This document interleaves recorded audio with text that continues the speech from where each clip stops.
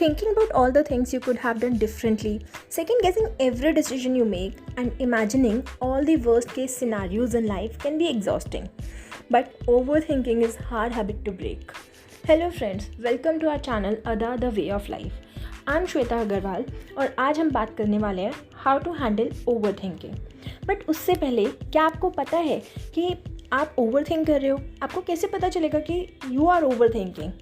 Yes, if you're not solution focused, if in any situation you are focusing on problem rather than solution, yes, you are overthinking.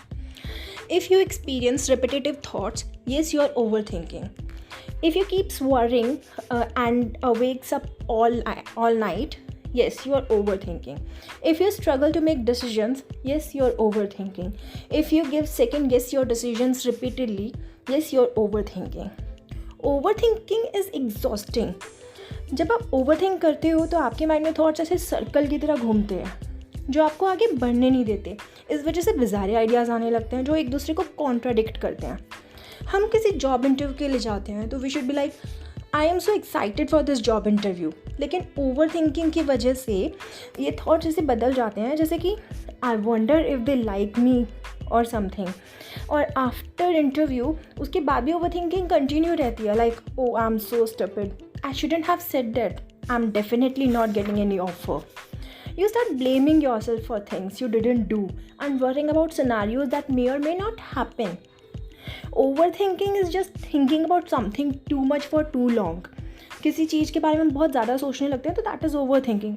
I know the feeling and it's energy draining, guys.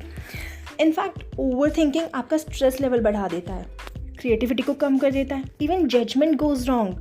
आपके decisions लेने की power भी कम होने लगती है. बहुत से symptoms हैं जैसे कि insomnia, trouble concentrating and loss of energy, जिससे और भी ज़्यादा वरीज एंड टेंशन्स होने लगती है. Hence it creates a vicious cycle of over thinking in your mind. कुछ केसेस में तो इट लीड्स टू एंग्जाइटी और depression. So just learn how to handle your over thinking.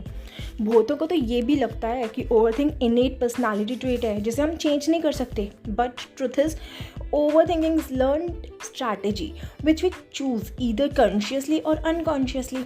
हम अपनी ही फीलिंग्स और थॉट्स के साथ लड़ रहे होते हैं. ये एक हैबिट बन जाती है जिसे हम चेंज कर सकते हैं गाइज. फॉर्चुनेटली ओवरथिंकिंग को हैंडल करने के बहुत से तरीके हैं, but these don't happen overnight. कुछ को डेवलप होने में टाइम लगता है और कुछ इमीडिएटली इम्प्लीमेंट भी कर सकते हैं, but all requires conscious work from your side. Anxiety और वरी को कंट्रोल करने के तरीके जैसे कि थ्रेट मॉनिटरिंग है, सीकिंग आंसर्स और रीअश्योरेंस एंड एक्सेसिव प्लानिंग, ये सब ज़्यादा हेल्प नहीं करते. इनफैक्ट वरीज बढ़ती है इससे, जिससे बिलीफ और भी ज़्यादा स्ट्रांग हो जाता है कि worrying is out of my personal control. So how can we handle this over thinking? First thing you have to do is recognize your automatic negative thinking. Yes, overthinking खुद पे तो खुद स्टार्ट नहीं हो जाती है. कोई ना कोई ट्रिगर थॉट होता है, और सिर्फ ट्रिगर थॉट ही नहीं, वो टाइम पे ट्रिगर्ड होता है जब आपको ये थॉट्स आने लगते हैं. ये सब थॉट्स ऑटोमेटिक होते हैं और आप इन्हें कंट्रोल करना सीख सकते हैं. For that what you have to do is use your notebook to track the situation giving you anxiety, mood, etc. जिस सिचुएशन में आपका मूड और एंग्जाइटी आपको ट्रिगर करती है उस सिचुएशंस को नोट डाउन कीजिए. उसके बाद इवैल्यूएट कीजिए कि ये सिचुएशन आपको इतने ज़्यादा नेगेटिव थॉट्स क्यों देती है. जब आप फिगर आउट कर लेंगे कि इन सिचुएशंस में आपको नेगेटिव थॉट्स क्यों आते हैं तो अपने इमोशन से बाहर निकलिए और फिर ये जानने की कोशिश कीजिए कि इन सिचुएशंस में फिर आप अपने आप को क्या थिंकिंग देते हैं, मतलब आप अपने उस सिचुएशन को कैसे रिएक्ट करते हैं. Don't try to react negative. अगर आप नेगेटिवली अपने आप से डील करते हैं तो ट्राई टू बी पॉजिटिव. आप अक्सर खुद से बातें करते हो तो यही कहते हो कि मैं ओवर थिंकिंग हूँ और I worry because I have so much on my mind. हमारा माइंड रोज़ सेम बातें सुनेगा तो माइंड भी यही सोचने लगता है. Instead start talking positive about your self, तो माइंड भी पॉजिटिव सोचेगा. So switch from positive to negative. Next thing you can do is distracting your self. ऐसे ही बेमतलब बैठे रहने से और प्रॉब्लम के बारे में सोचने से कुछ नहीं होता. Instead of wasting of time, rather try to distract yourself by learning a new skill or any hobby, or you can do volunteering in any NGO or social cause. You can try working out. Stop your thoughts in the moment and practice being present. ऐसे ही कुछ भी करते हुए एक point आता है जब हमारे थॉट्स हमें ट्रिगर करते हैं. What you have to do at that time is to stop and say no, I'm not going to have these thoughts right now. I'm not going to give in. I can do it. Just deep breath and focus. Also, you can start writing a diary. Diary में आप अपने thoughts के बारे में लिखो. इससे क्या होगा कि आप अपने थॉट्स के बारे में अवेयर होते हो. फिर आप अपने थॉट्स को एनालाइज कर सकते हो. Focus on what you can control. मुझे मेरे टीचर ने सिखाया था कि ऐसे बहुत सी चीज़ें होती हैं, कुछ हम कंट्रोल कर सकते हैं और कुछ हमारे कंट्रोल में नहीं होती. She made us make a list of things which trigger us. Then हमने सबको कैटेगराइज किया कि क्या हम कंट्रोल कर सकते हैं और क्या नहीं. आपको भी यही करना है. Acknowledge what's on your mind, then ask your self what can I control and what not. Example, अगर फाइनेंशियली स्ट्रगल कर रहे हो तो ऐसे ख्याल आते हैं कि बिल कैसे पे होगा, घर कैसे चलेगा. ये सब सोचने के बजाय denote your time in thinking कि मैं अपने एक्सपेंसेस में से क्या कट करूँ जिससे मनी सेव हो सके, या फिर ऐसे वेज के बारे में सोचो जिससे आपका रेवेन्यू बढ़ सके. बिकॉज जब आप अपनी मुट्ठी में रेत लेंगे, आप रेत को ही कंट्रोल नहीं कर सकते तो और चीज़ों को तो कैसे कंट्रोल करेंगे. Next, identify your fears.